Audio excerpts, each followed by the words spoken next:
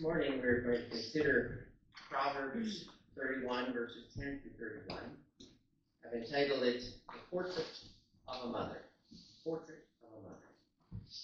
I can still remember it as it was yesterday. Those early Sunday mornings, as the word was whispered amongst the kids in our family, it's Mother's Day. Of course, we hadn't prepared much before that, so we quickly prepared breakfast for her in bed, wrapped up pennies, and made little homemade cards. She seemed to love it all. It wasn't the wrapped up money or even the breakfast that really counted, but the fact that we took time to show we loved her. Today we celebrate Mother's Day. We honor women in general. Women play a very important part in our society.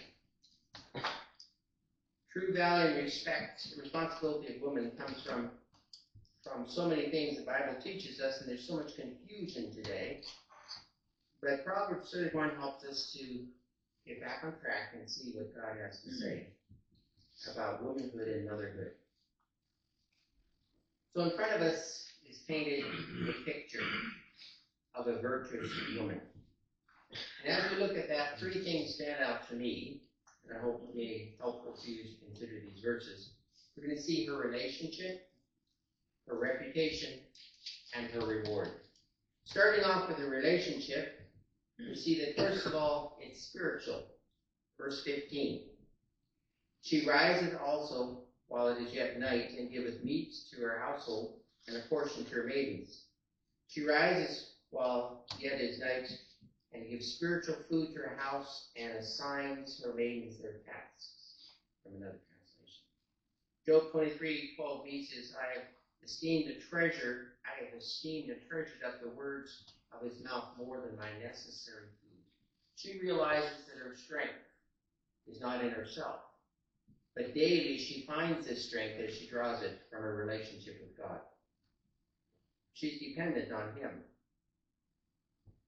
The greatest independence is dependence. It just depends where you put it. And if it's on God, then there's a great source to give us what we need. So her spirituality begins with a dependence on God, but then there's a dedication. 17. She girdeth her loins with strength and strengthened her arms. Another translation, she girds herself with strength, spiritual, mental, and physical fitness for her God-given task, and masses her arms strong and firm. Whatever the task is God's given her, she's ready to do it. Oftentimes what we do is we avoid the important for the other things. What do? We spend 80% of our time doing 20% of what's important. Because we get sidetracked. And today a lot of what's important is not getting done because we don't have a love for the task. There are tasks that aren't lovely. There are things that mothers have to do that's easy to complain about. I remember growing up, my sister and I would always get stuck with doing the dishes. Just one look from mother and we were busy doing dishes. She hated washing, and I pretty much hated drying, still do. And yet when you looked at the job, it looked overwhelming until we turned it into something more fun. Told her, she's younger than me, I told her that if she could get her dish strainer empty during the process, she'd win. So she worked like crazy trying to dry dish as fast as she could. Meanwhile, I snuck stuff into the water.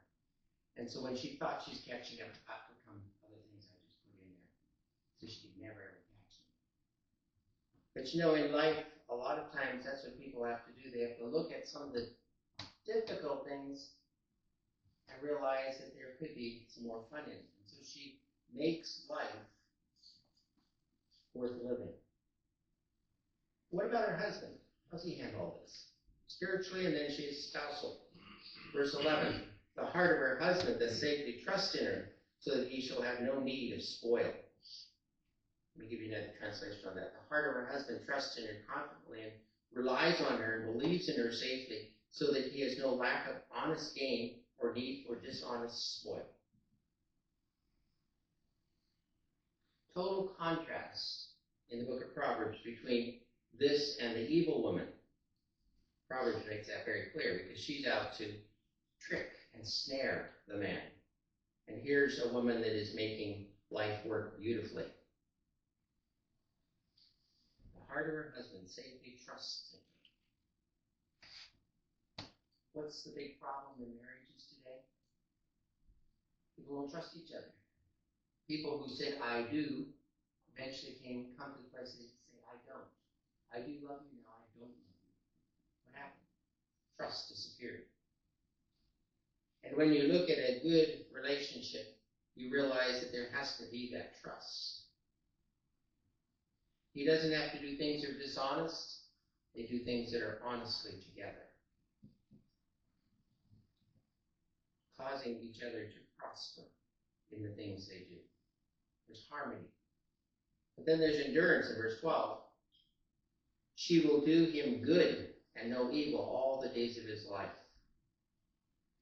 From the harmony comes goodness. How long? As long as they both serve.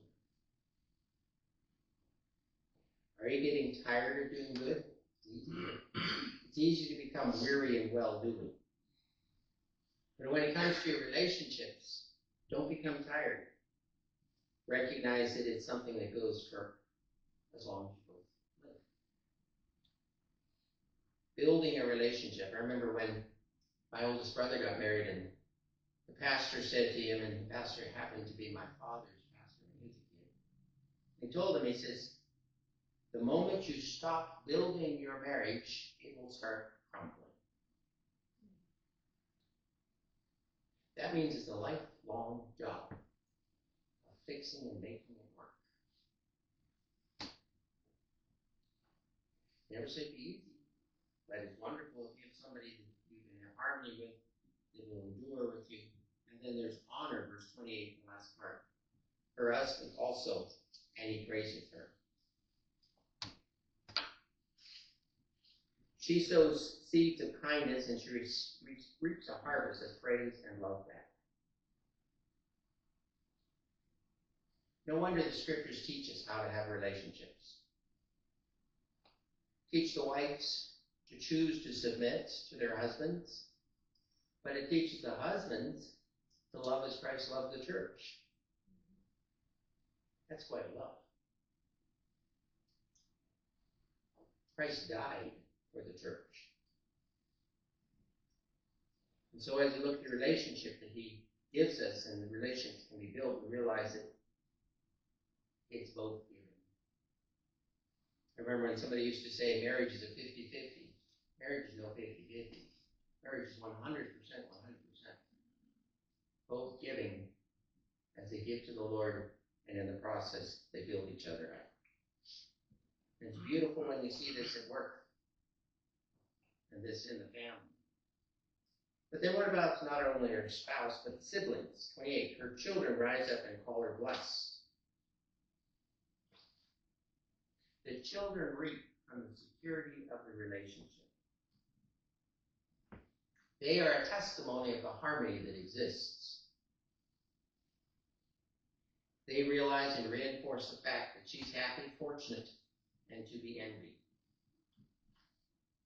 And what more would people really want? Verse 24, she maketh fine linen and selleth it, and delivereth girdles unto the merchants. She's ambitiously working. She's making a profit.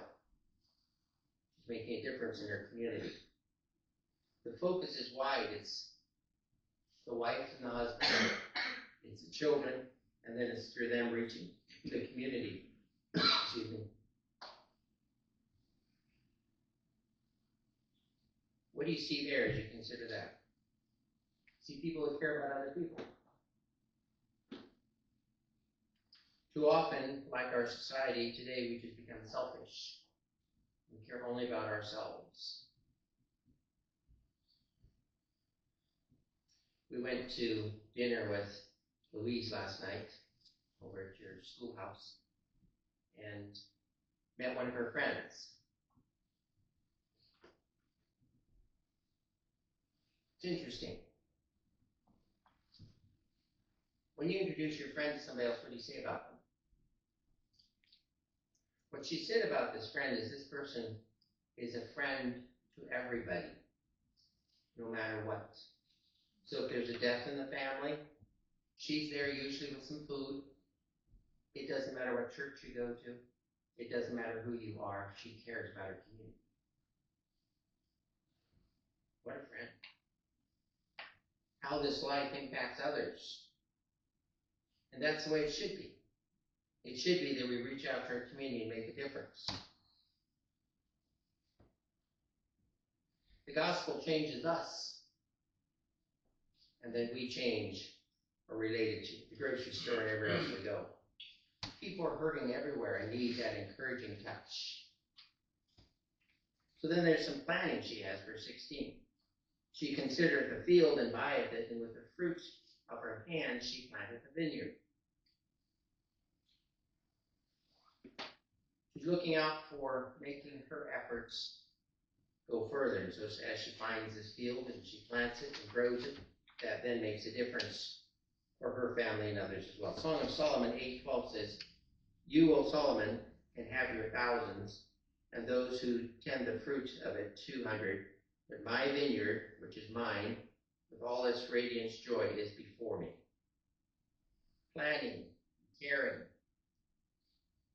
making a difference where you're put. Are you the keeper, woman, of your vineyard? Do you take time for yourself? You should. Take time for yourself in your own business. Don't burn out. Pace yourself in the race. It's a long race. And so the planning includes taking care of the family, but it also includes taking care of yourself. What about the parent? 21. She's not afraid of the snow with her household, for all her household are clothed with scarlet. Do you remember snow? Remember those cold days? Weren't you thankful to have warm clothes? Her family's all taken care of. But there's a picture beyond that in that. Hebrews 9:22 talks about, and almost all things are by the law purged with blood, and without shedding of blood there's no remission. A cold winter, family safe. But the other picture is your family safe for eternity? Have they come to the place that they're safe spiritually? You can't save them. But you can demonstrate and make a difference. And hopefully they'll respond to the same God that's made a difference in your life. And as you think of them, don't forget to pray for them. Because this is part of what you do. It's preparing them now for the storms of life, but also for eternity. Where is she socially? Verse 18. She perceiveth that her merchandise is good, and her candle goeth not out by night.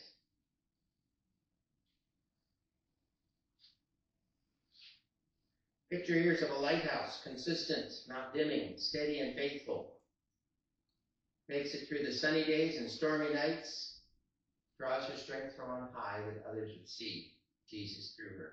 She controls her world rather than letting her world control her. What a great responsibility.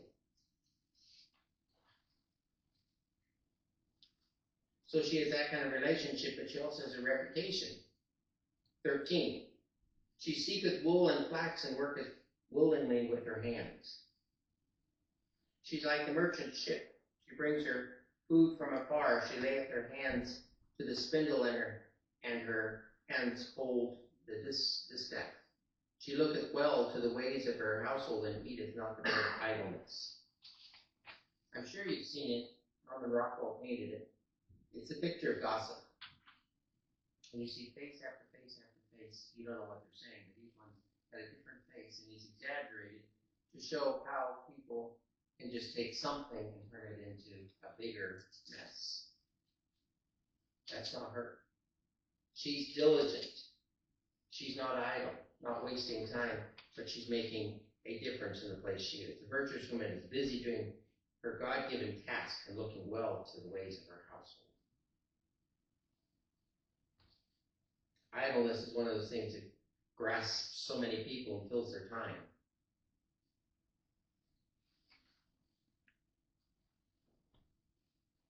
Easy to lose our perspective. So here her reputation is she's one that's producing, but she's also providing. You find that verse 20. She stretches out her hand to the poor, yea, she reaches forth her hands to the needy. She opens her hand to the poor, and yet she reaches her filled hands to the needy, whether it's in body, mind, or spirit. So she's looking after the down and outers. The people are struggling. She's helping them physically, mentally, and spiritually. And there are a lot of people in that situation who just need encouragement. But then there are the up and outers. Verse 25. Strength and honor are her clothing, and she shall rejoice in time to come. A lot of people are successful in what they do, but they haven't got it all put together when it comes to relating to God. And she's reaching there as well. Complain, 26. She openeth her mouth with wisdom, and her tongue with the law of kindness. That's beautiful just right there.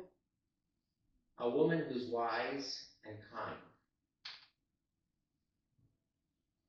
That's only God working in and through a person. Because often what do you find? Snappy, selfish. But God can change each of us. And men, don't think you're going to get off on this one. There's still Father's Day coming. You can sit quietly today. And we'll be back. Godly wisdom and kindness go hand in hand. Teaching and leading other people to go down the right path. Mother's influence goes a long way. I'm sure now you can remember times that your mother corrected you and put you back on the right path. Some of you may have fond memories of, some may not so fond. But to have somebody that cares that much about you is amazing. So what's her reward for all this? Verse 10. Who can find a virtuous woman, for her price is far above rubies? Virtuous means worthy, powerful, strong, rich. Priceless. Can't go buy this. It's character. It's a gift from God. But then she's also prosperous, verse 22. She maketh herself coverings of tapestry. Her clothing is silk and purple. She's not dressed in rags.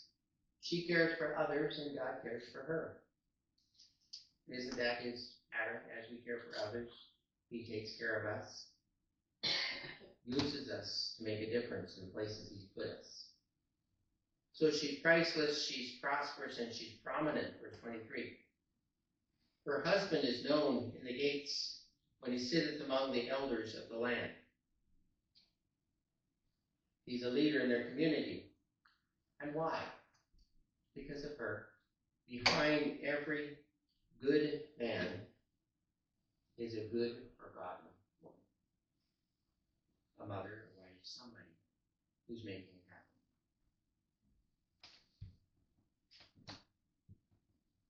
My late wife was that way. My current wife is the same. But I remember after doing her funeral, one of my former teachers stood up and was telling everybody about her. She was the type of person who kept everything going. I was principal of school and supplies and all these different things. She worked behind the scenes to make it all happen. And this one teacher, one time, she was new at our school, and she said, "Where is this Mrs. Dennis?" So she's working at all this stuff. She said, "We've never seen her. Is there really a Mrs. Dennis?" I said, "Yes, there is." but I keep her to myself. And then one day, that teacher was in one of the rooms where she's working, and I met her. She said, "Oh, you're the real Mrs. Ennis." She said, "Yes." But it was one of those things that she never pushed herself out for all the people to see her. She just worked to make everything happen. And what that do for me? That made my job successful because she was part of making my world work. And oftentimes our problem is we want to be the ones that are prominent instead of being the ones who are making others successful. So she was prominent because of how she did it, but then she was praised also, 29 to 31. Many daughters have done virtuously, but thou excellest them all. Favor is deceitful, beauty is vain, but a woman that feareth the Lord, she shall be praised. Give her of the fruit of her hands, and let her own works praise her in the gates. Philippians 4:8 gives us an idea of how we should handle things. Finally, brethren, whatsoever things are true, whatsoever things are honest, whatsoever things are pure, whatsoever things are lovely, whatsoever things are good report. If there be any virtue, if there be any praise, think on these things.